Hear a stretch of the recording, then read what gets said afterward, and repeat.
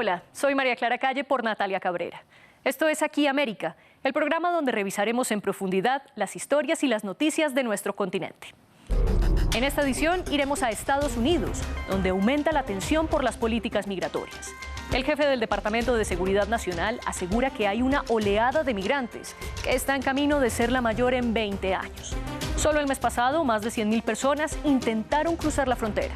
Los republicanos responsabilizan a Joe Biden por sus cambios normativos, mientras el Congreso debate dos proyectos que ayudarían a legalizar el estatus de más de 11 millones de migrantes. En Paraguay, el gobierno de Mario Abdo Benítez sigue enfrentando una dura presión social. Aunque la Cámara de Diputados hundió la moción para hacerle un juicio político, en las calles no paran los clamores que piden su renuncia por la gestión de la pandemia. El COVID-19 también golpea la política de Brasil. El presidente Jair Bolsonaro nombró a un nuevo ministro de Salud, el cuarto que llega en medio de la pandemia. Solo que esta vez el país enfrenta un repunte de muertes que no había visto antes. Comencemos con la tensión en Estados Unidos.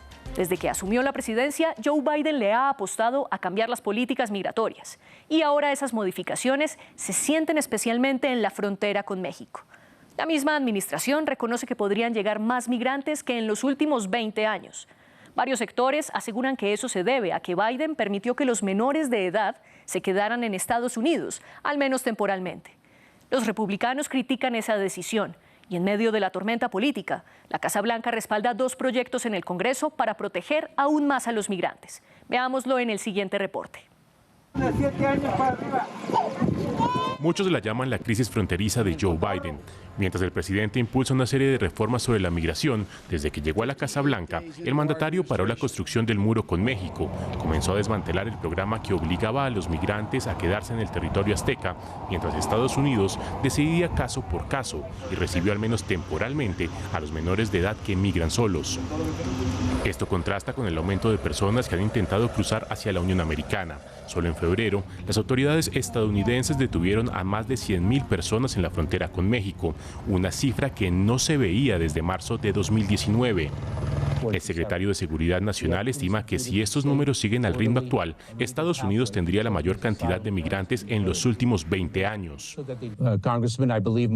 Creo que mi lenguaje fue, de hecho, que los números que estamos viendo podrían ser los más grandes. Si de hecho se materializan como muestra la tendencia, podrían ser los números más grandes que hemos visto en 20 años. Este aumento se evidencia especialmente con los niños. Los lugares de acogida para menores en Estados Unidos están desbordados, con casi 9.500 niños y niñas no acompañados pidiendo asilo. Todo esto desató las críticas desde el lado republicano, especialmente para que Biden reconozca que hay una crisis migratoria. Nuestros agentes fronterizos están abrumados y merecen la ayuda de su gobierno federal. Hago un llamado a dejar de lado la política. Trabajemos juntos por la seguridad de nuestra nación. El gobierno se defiende diciendo que está intentando revertir las políticas de Donald Trump, que califican como violatorias de los derechos humanos. La última administración nos dejó un sistema desmantelado e impracticable, y como cualquier otro problema, vamos a hacer todo lo posible para solucionarlo.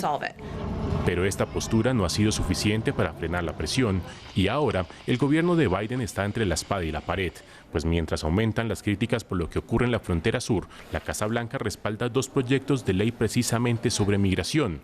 El Congreso está dividido sobre si dar o no la ciudadanía a 11 millones de migrantes, incluyendo a los conocidos Dreamers y extranjeros que trabajan en la agricultura en Estados Unidos. Y ahora vamos a Paraguay, donde aumenta la presión política. Allí la causa del malestar es por el manejo de la pandemia. Miles de paraguayos han mantenido las protestas en contra del gobierno de Mario Abdo Benítez y piden su renuncia por la falta de suministros clínicos. Lo que comenzó con manifestaciones de enfermeras evolucionó a tal punto que la Cámara de Diputados discutió una moción para destituir al mandatario. Aunque finalmente los legisladores rechazaron la idea, el descontento en las calles no para. Y además el gobierno enfrenta el peor momento de toda la pandemia. Esta es la situación que enfrenta el presidente paraguayo. Un ataúd con un mensaje contundente: la corrupción mata. Así protestan los profesionales de la salud en Paraguay ante la falta de suministros clínicos durante la pandemia. De hecho, las protestas que forzaron la salida de 4 ministros comenzaron con las voces de las enfermeras. Este gremio salió a las calles a principios de marzo y frente a la sede del Parlamento reclamaron más insumos para combatir el COVID-19. Con muchas precariedades de repente de insumos sobre todo. Tenemos insumos, pero no lo suficiente con los pacientes que actualmente contamos, ¿verdad? Porque tenemos más de 120 actualmente, se multiplicaron los pacientes ahora mismo y estamos trabajando muy intensamente. La pregunta reiterada en las calles es ¿dónde están los 1.600 millones de dólares del préstamo que el gobierno de Mario Abdo Benítez aprobó para combatir la pandemia? Hay otros responsables de la no gestión administrativa en un año que no pudieron dotarnos a nosotros de los insumos y medicamentos correspondientes. Y eso sí, la historia le va a pasar la cuenta. Ese malestar se propagó por el país y desde el 5 de marzo no han parado las manifestaciones contra el gobierno paraguayo. Aunque cada vez menos personas participan en ellas, las protestas ejercieron la presión suficiente para que varios partidos políticos llevaran una idea al Congreso: destituir a Mario Abdo Benítez y a su vicepresidente Hugo Velázquez. Al final, el oficialista Partido Colorado salvó a los mandatarios de ir a un juicio político, al poner los 42 votos que terminaron por hundir la moción en la Cámara de Diputados. Pero el descontento no para y los insumos están más escasos que nunca. Ahora Paraguay atraviesa un repunte de los contagios que ha alcanzado el récord de casi 3.000 casos positivos en un solo día. Y a las afueras de los hospitales, muchos familiares piden donaciones para sus pacientes. Hoy día el sistema está saturado, al borde ya del colapso, en donde estamos peleando para salvaguardar la integridad y la vida de nuestros compatriotas. El gobierno intenta hacerle frente a la situación poniendo a disposición los hospitales militares e imponiendo un nuevo toque de queda nocturno. Pero la situación está lejos de mejorar en Paraguay. Y ahora vamos a Estados Unidos antes de revisar más noticias de las Américas esta semana. En una entrevista con ABC News, un periodista le preguntó a Joe Biden si creía que el presidente ruso Vladimir Putin era un asesino. Y el mandatario respondió que sí. La frase desató la peor crisis en las relaciones bilaterales que ha habido en años. Rusia le ordenó a su embajador en Washington que volviera a Moscú y Putin le replicó a Biden diciendo: quien así llama, así se llama. Luego la Casa Blanca afirmó que Biden no se arrepentía de su declaración. La noticia en Venezuela es por cuenta de los 9 billetes que comenzaron a circular. Aunque las denominaciones alcanzan hasta los 500.000 bolívares, la hiperinflación que golpea al país es tal que esa cantidad de dinero equivale a tan solo 25 centavos de dólar. Los venezolanos están a la espera de un billete de 1 millón de bolívares. Y en Bolivia, la justicia sigue siendo protagonista en las disputas políticas. La expresidenta interina Yanine Áñez estará 4 meses en prisión de manera preventiva hasta que se resuelva el caso que tiene en su contra. Está acusada de terrorismo por su actuación en torno a la salida del poder de Evo Morales a finales de 2020. Pero cuando ella estuvo en la presidencia, los jueces ordenaron el arresto del exmandatario de izquierda y de varios de sus funcionarios. Esto ha abierto un debate sobre si la justicia está o no politizada. La pandemia también impacta esta semana a Brasil. El presidente Jair Bolsonaro posesionó al 4º ministro de Salud que ha tenido el país durante la crisis sanitaria.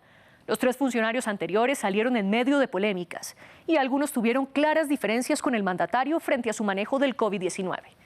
Y mientras los cambios no paran, Brasil supera sus propios registros de muertes por el brote, como lo explicamos en el siguiente informe.